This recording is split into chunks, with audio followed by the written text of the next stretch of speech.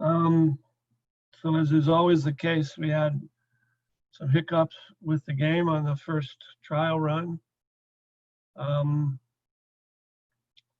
one thing I want to make sure that you guys do is at the very bottom of the decision form is the Save Submit button.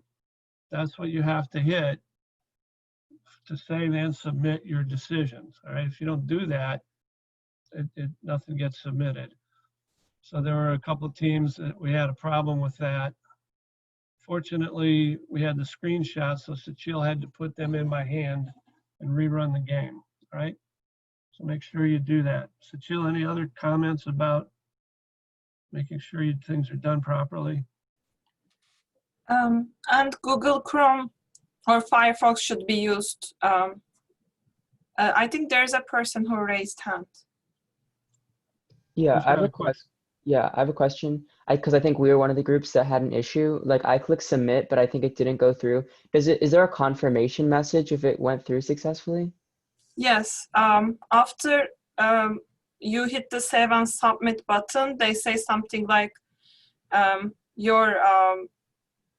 maybe Professor Story, you can say it. If you hit save and submit, then it will return a confirmation. Is that going to screw anything up?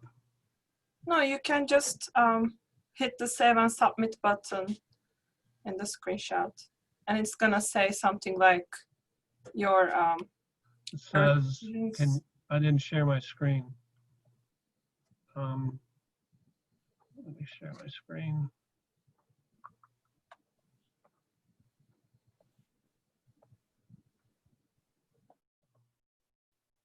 Okay, so yeah, I just saved Rack City decisions, but if I do it again, can you see that alert? One or more production levels are set to 0. Your decisions will be saved, but check your decision form. Right? That's what it's supposed to do. All right. Yes. So I just submitted Rack City's decisions, but you can resubmit them when you've changed them, so it'll still be okay. Okay. Let's see. Next, let's look at the results.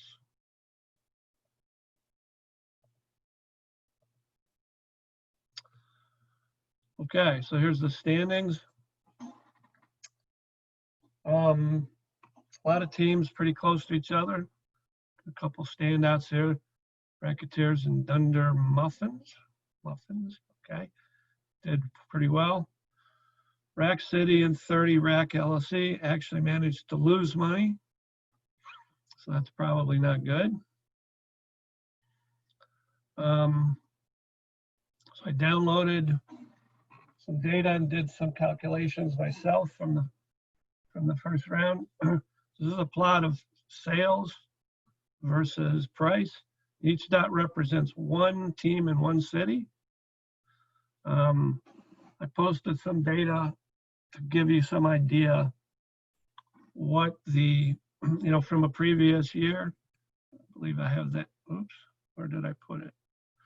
It's here. Actually, the graphs are pretty similar. So you should have had some idea what price would result in what demand. So given that we have 12 cities and you can only make 4,000 units, you probably want somewhere a little below 400 units per city. And so you probably want to set your price in the $50 to $60 range. That's what you probably should have done. Now, one thing that the very first period of the game allows you to do, since everybody is equal in the first round, right? Well, except for advertising. It does show you kind of how much variation there is. So for example, all of these people over here set their price around $20, and yet there was still a fair spread in sales. That's because there is randomness built in. Now, some of the spread could be the result of advertising, for sure, but not product appeal, because that was the same for everybody at the beginning. This is basically the same plot, just separated by teams. So for example, the green triangles and the red squares all set their prices very low. And it looks like the greens sold probably around 1,200 units per city. Multiply that by 12 cities. And that's, gosh, I don't know what that is. That's a lot of units, especially since you can only make 4,000 at the moment. So there's some teams that are going to have some significant back orders. All the data I have, by the way, is from industry report. I didn't take anything from any company reports. So here's the sales data that's in the industry report. Well, actually, I computed this myself from data in the industry report. We can see that 30 Rack and Rack Attack both sold over 10,000 units, which means that they have a huge number of back orders. So probably do CD's Racks and Dunder Muffins. A few teams got it just right. They got right around 4,000 units, which is probably what they wanted to do.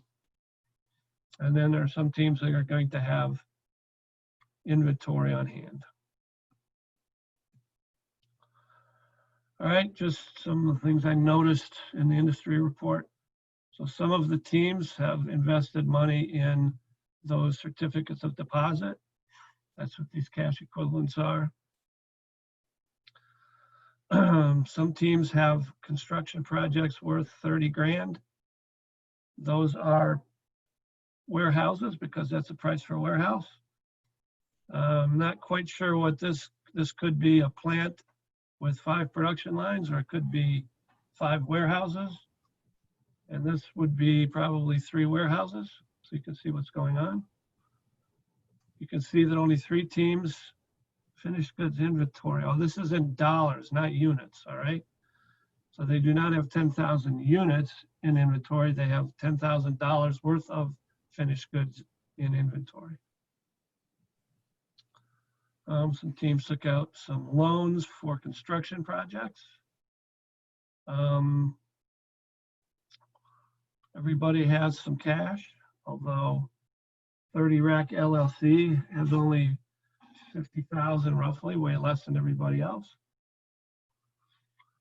As we noted before, Rack City and 30 Rack both lost money, and so their earnings per share are negative. We see the stock prices somewhere here. Some have gone up, some have gone down. We see that there are 2 pending insider trades. So what this means is that Rack Attack is going to buy 20 shares of their own stock, but that, since it's an insider trade, that will be executed next period. We can see that Dunder Muffins are buying 1,000 shares of their own stock. Again, that will be executed next period. Had these companies been selling their stock rather than buying more of it, that would have appeared in the last row here. Nobody is yet selling their own stock. Okay, one other thing that I think everybody should have done, and I just did this in a very rough calculation, is it's important to know how much does it cost to build and deliver 1 unit to your customers, right?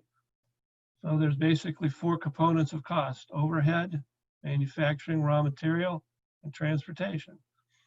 So the overhead, you take the value of your fixed assets, which at the beginning of the game is 150,000. You multiply by the overhead rate at the beginning of the game. And then assuming that you made 4,000 units, you can divide by 4,000 to turn it into a per unit cost.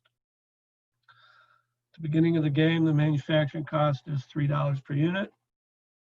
Raw material cost is somewhere around $3.50. And I did a rough calculation here. So the cost is $0.005 per unit per mile. So I got this for miles. That's just the average of all the distances in the distance matrix. Plus, it's $200 per truck, and a truck can carry 500. So on a rough per unit basis, it's this.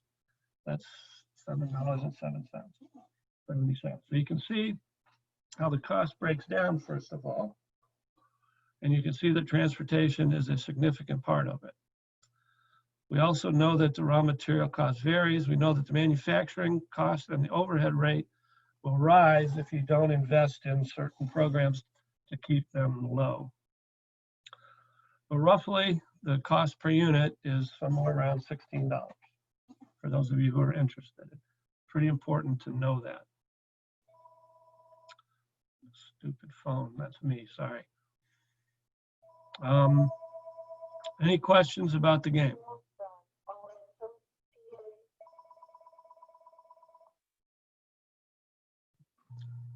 I'm seeing no questions. Okay, that means we can start our lecture for today. Where is it?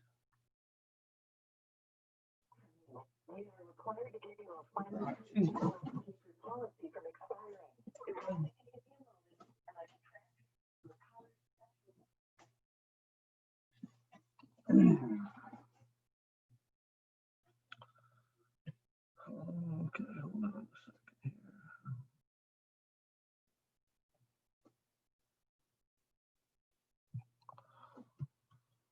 Okay. Today we are going to talk about optimization and using the Excel solver to do optimization. For me, I think this is a really interesting topic, especially for those of you who are not industrial engineers. Basically, it's the mathematics of finding the best way to do stuff. It's extremely useful, and it's a tool I think you'll be glad to learn, no matter what your background is. So first thing you got to do is gain access to the solver. And the way you do it is you go to File, Options. This is written in the notes. Then you do Add-ins. And then you click on Solver. Wait a minute. Yeah, and you hit Go. Okay, now you can check. So actually you should check all three of these because we're going to be using them eventually in this class. So you hit OK. So now they're attached. So if you go to Data, you see over here we have the data analysis that we're not using today, and we have the solver that we're using today. So that's how you get access to it in Excel.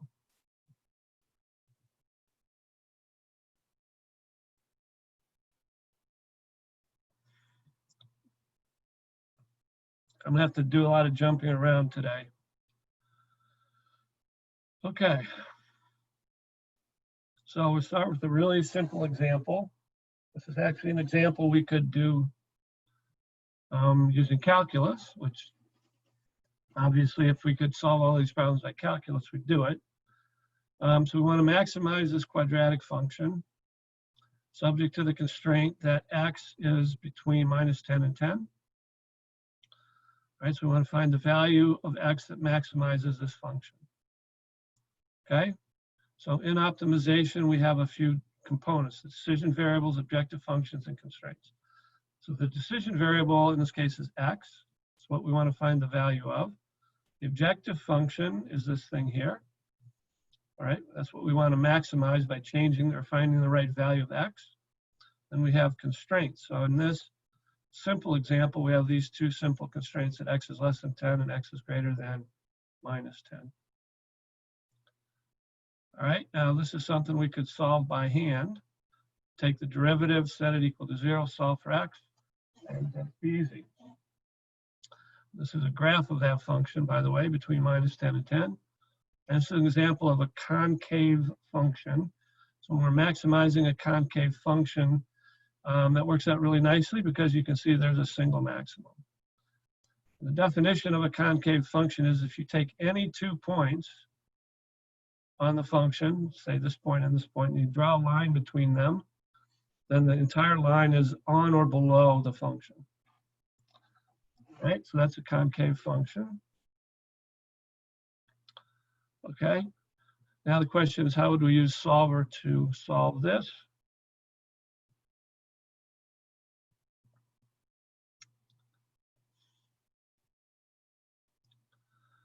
Okay, so basically we have our decision variable to start with, and that's we can put any number in here to start with, it doesn't matter. This is the number that we're going to try and find. Then we have to put in the objective function, right? So notice that it is a function of the decision variable.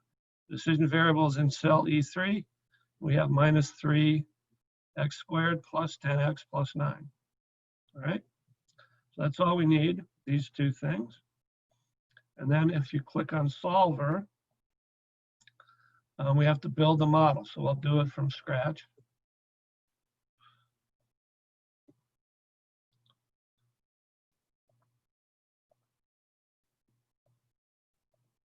Okay, so first you got to say, what's the objective function? So you click on the cell as the objective function.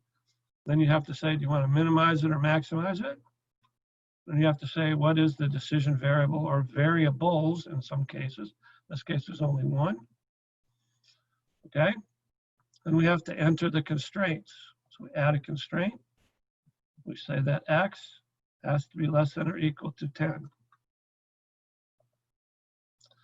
Then we add another constraint. X is greater than or equal to minus 10. Okay. So now we have our model. So basically we could hit solve and it should answer the question. All right. So it tells us that the solution, the value of x that maximizes is 1.66. And at that value, the objective function is equal to 17.33. And that looks about right. Now I want to point out one other thing. There's actually 3 separate algorithms that we can use. We'll talk more about this today. GRG nonlinear, simplex LP, and evolutionary. So simplex LP is for only linear problems, and this is clearly nonlinear, it's quadratic. That's why we choose the nonlinear solver. Okay. So that's pretty easy. We had to specify the decision variable. Where this starts at, it doesn't matter, right? That's irrelevant. It's where it ends up that matters. And we get the same answer.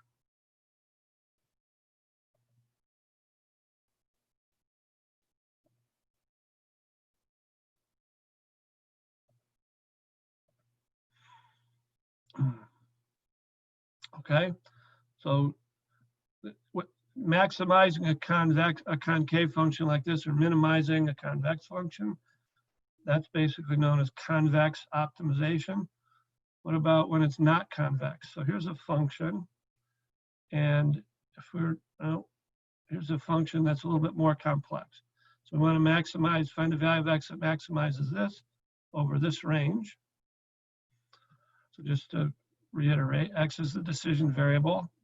This highlighted thing here is the objective function, and this is the constraint. It's actually 2 constraints. Again, only a single variable, so it's a fairly simple problem.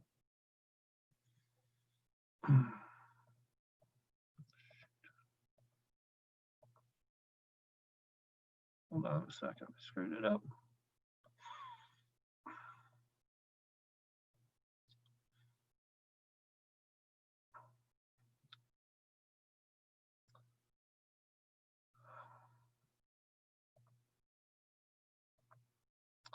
Okay, so now this is a plot of that function that I had. Okay, so you notice it's not convex. And among other things, you'll note that it has multiple maxima, right? And minima for that matter. Okay, so I put my function here, the sine of some s plus something else. And so now I have an arbitrary value for my decision variable. Right, so I click on solver. So I want to, again, I want to maximize my objective function cell. And the decision variables that I'm changing are in this cell here. I put in my constraints that it has to be less than 10 and greater than -1. It's nonlinear, so I pick the nonlinear solver. And I hit solve. Okay, so I got the following solution. X is 8.8. Looks like that's about right here. And the value of the objective function is minus 3.4. Okay, so this is clearly not the optimal solution. This right here is the optimal solution. All right, so what happened there? So the way that we solve convex optimization problems is wherever you start, you go uphill until you hit a maximum, and then you stop. That's how this GRG nonlinear works. It climbs the hill, all right? So this is clearly not going to work on this non-convex multiple optimum problem. Now, if I had been lucky and if I had guessed, the value for 1 to start with, right? Then it will climb to the top of the nearest hill. So just go solver and solve.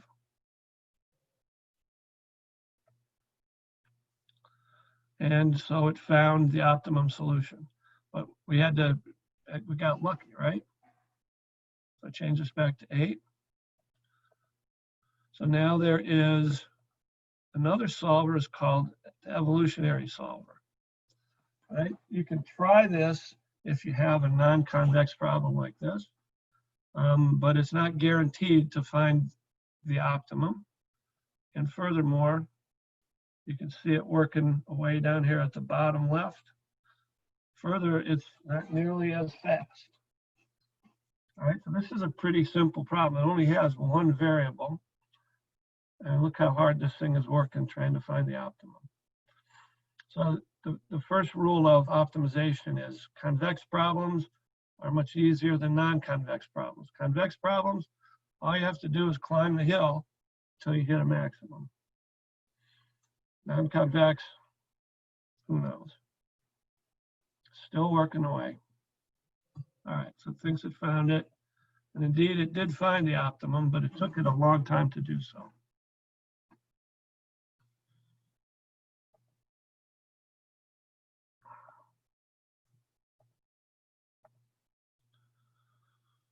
Okay, and here's another example.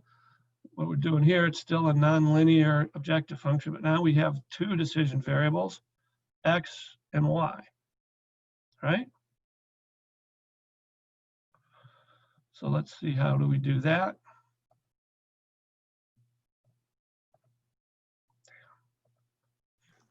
Before we do that, could you repeat quickly what you did for the non-convex optimizer? Yeah. All right, so all I did was I chose the evolutionary solver, right? So the GRG nonlinear will climb the hill to the nearest optimum, right? The evolutionary will attempt to find the global optimum, which in this case, am I sharing my, yes, I am. This would be the global optimum, what we really want. Evolutionary will try and find it, but it's a heuristic. It's not a guaranteed method. And the other one is simplex LP. This is for linear problems. Just to show you what happens there, if I try this, it says error, the linearity conditions are not satisfied, right? So that solver is only for linear problems, as we'll see later.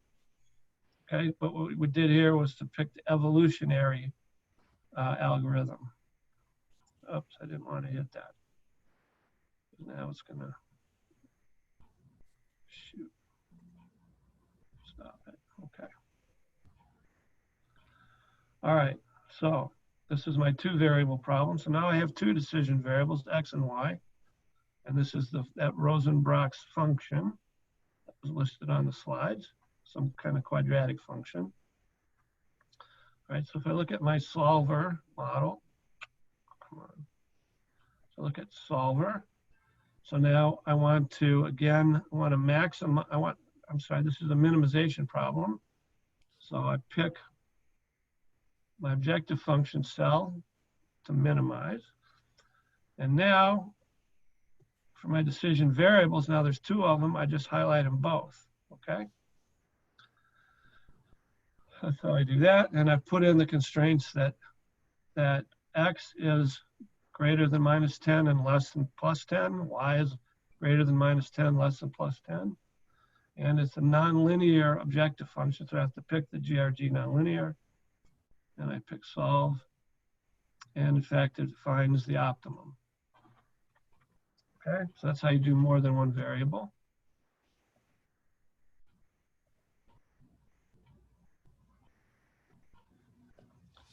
So interestingly, this problem was very difficult for computer-based optimization algorithms to solve 30 years or so ago.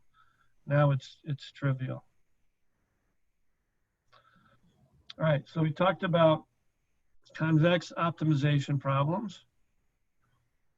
So these are where we're trying to optimize convex functions over convex feasible regions. We'll talk a little bit more about what that means. But basically, when we're talking about convex optimization, that's minimizing a convex function or maximizing a concave function over a convex feasible region. Okay, linear optimization problems are more specific.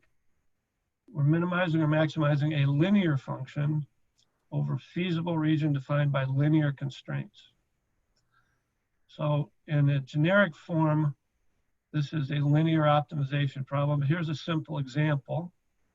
All right, so we have 4 decision variables now, x1, x2, x3, x4. And this is what we want to maximize this function. But there are constraints on these variables. The first constraint is that the sum of the variables has to be less than 2. And the second constraint is that this linear function of those 4 variables has to be less than or equal to 150.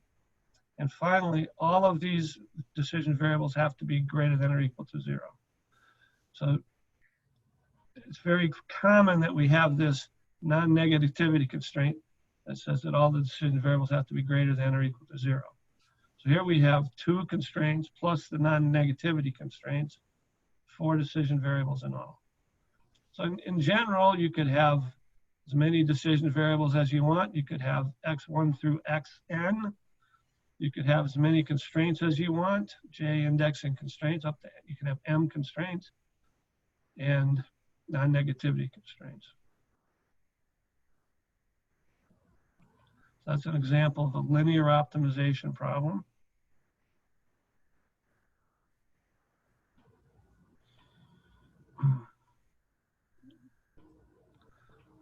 But before I get to that example, I want to make sure everybody knows the sum product function in Excel.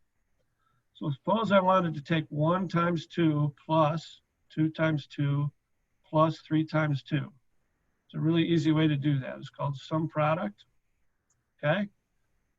I would just go to formulas, insert function, sum product.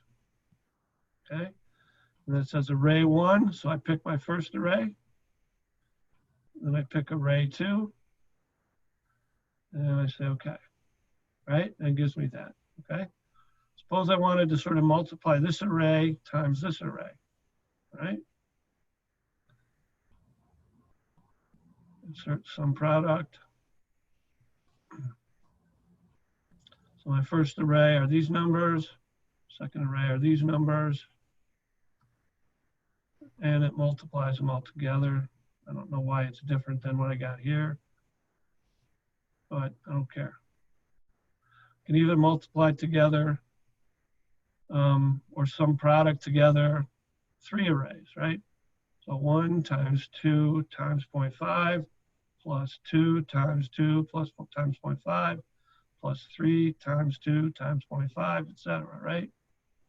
Okay. So insert formula, sum product. So my first array is this one. My second array is this one. My third array is this one. Hit OK. And I get the answer. All right. Now this is really useful in optimization problems. Okay. So here's that. This is the example, a simple example with 2 constraints and 4 variables. First, I'm going to put my decision variables here, right? So it doesn't matter what we put there. Those are going to change when we do optimization. All right. So these are the coefficients of x1, x2, x3, x4 in the objective function. So I want to compute the objective function. I have to multiply these coefficients times the decision variables. And I use sum product to do that, right? So my objective function is just a sum product of the coefficients and the decision variables. So if I were to change this decision variable to 1 and this one to 2, right, we get 3 times 1 plus 2 times 2 is 7. Okay? Same is true for the constraints. The first constraint was x1 plus x2 plus x3 plus x4. And that's what that equals. Okay? Now, the right-hand side of those constraints, this value is supposed to be less than 2, and this value is supposed to be less than 150. So we can see that the solution I have right now is infeasible because this value is not less than or equal to 2. All right? This is the formulation of that decision. Okay? Now, to see what the solver model looks like, we go to Data, Solver. Okay? So first of all, this is my objective function value, right? My decision variables are right here. And my constraints are that this should be less than this, oops, and this should be less than this. Got to go back and fix my decision variables. All right, so I'm going to get rid of these constraints. There's actually an even easier way to do it. What you can do is you can say that these values here, oops, what did I just do? Got to add constraint. Oh no. Damn it. I got to go back.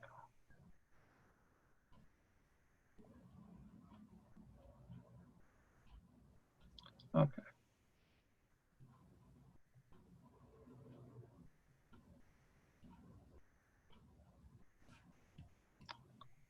Why is it doing this to me?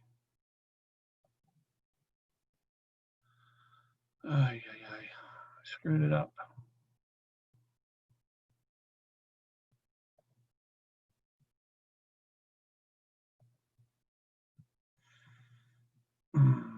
See if I can fix this somehow.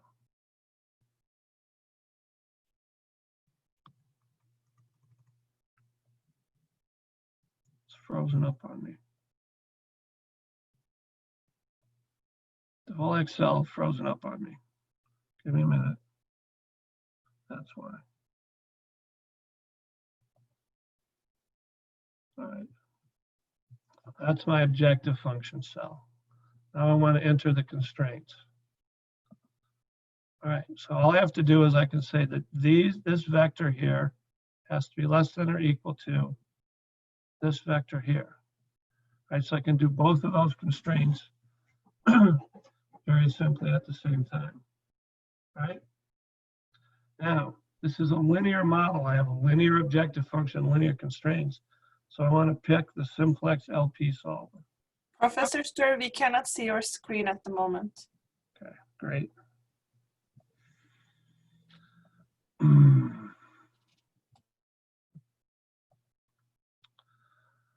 Okay, sorry about that.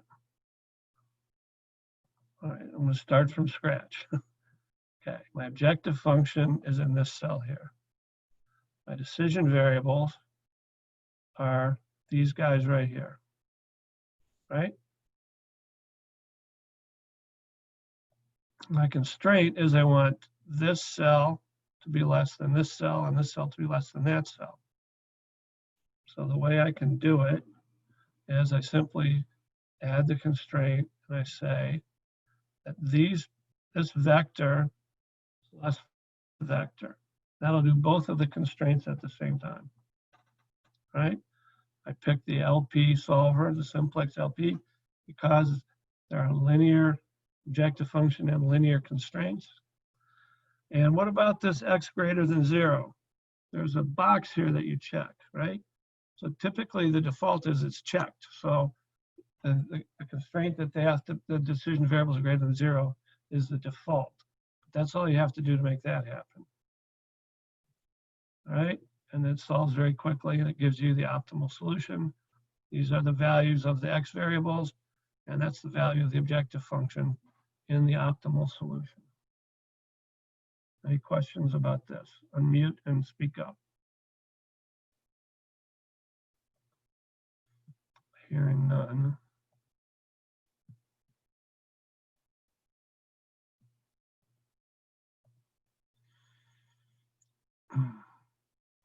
Okay, this is an example of a two variable linear problem, right? So we have the two axes, and then we have three constraints, less than constraints in this case. And the lines like x1 plus x2 equal to 5, this line is here, and the other constraints. So the point is that the feasible region is this blue area here, right? And so the point of this is to show that the feasible region of a linear model like this is convex. And so what does it mean to be convex? It means that if you take any 2 points in this region and draw a line between them, all of the whole line is inside of the region itself, right? So when you have a linear model, it is a convex feasible region and a convex function, objective function, and so it's an easy problem to solve. What the heck is going on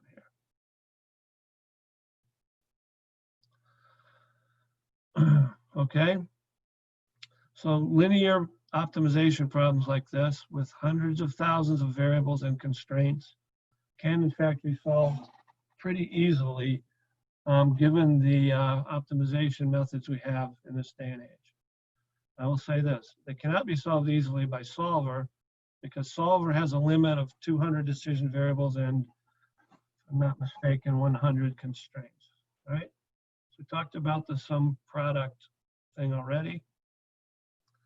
Want to do a little bit bigger linear programming problem.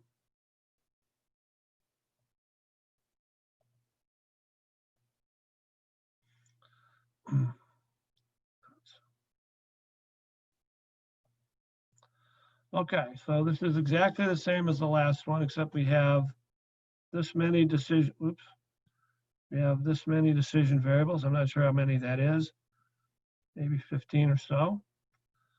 Okay, these are the coefficients of the objective function. I have this many constraints, and these are coefficients of the first constraint, coefficients of the second constraint, etc. Okay, this is the right-hand side of the constraint. In other words, constraint says that all of these have to be less than or equal to 200. Okay, over here, I have the sum product of this row of coefficients and the decision variables, right? So this is going to be the objective function value. This is the sum product of this row of constraint of constants, of coefficients, and the decision variable. So that's the left-hand side of the constraint. So the constraint, the first constraint says that this cell has to be less than or equal to this cell. And the same for all the others. So our solver model is very simple. This is our objective function. Our decision variables are these guys down here. And we have a single constraint. And this constraint says, basically, that, we get out of here, the constraint says that this column or this vector is less than or equal to that vector. Right? See how easy that is? So it doesn't really matter as long as you know sum product. It doesn't matter how many variables or constraints you have. It's linear, so we pick simplex LP. And it very quickly and easily solves this optimization problem. Great.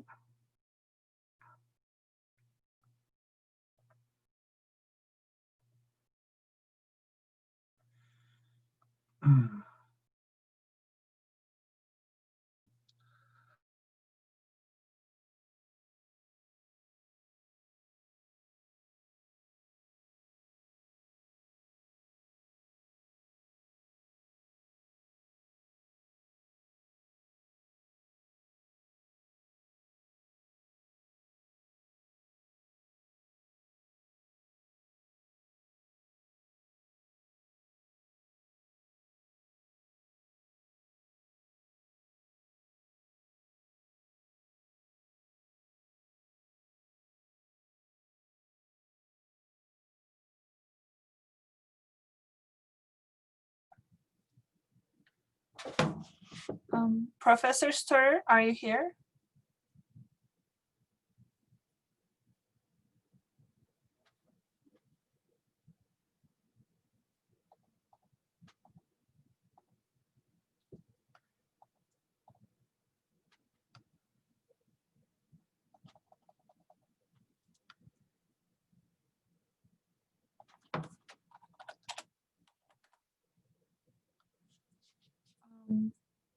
Let's just wait for Professor Stur to return.